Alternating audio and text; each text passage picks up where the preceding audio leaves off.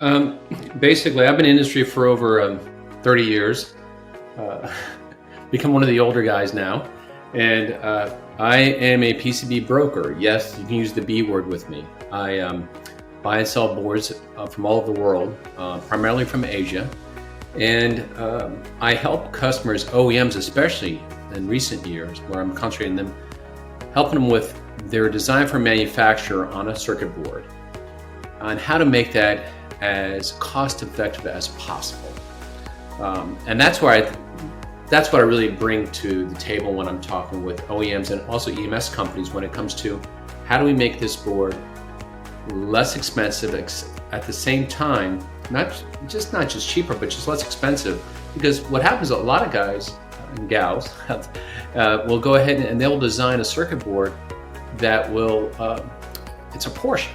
It's a great design, but do we have to have it this high tech where a Ford will get you there just as well? I mean, I had a customer just recently developed a project with him almost 3 years ago, and it came to fruition. It's a high runner, monthly runner, and it's practically a wearable.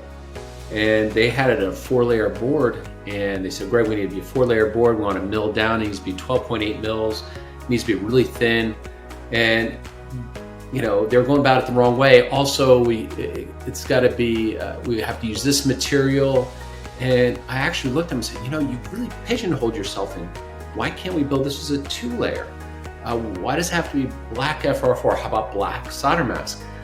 Why this material when it doesn't go through an assembly process? You pick the most expensive material to build this board on, where 150 TG works well.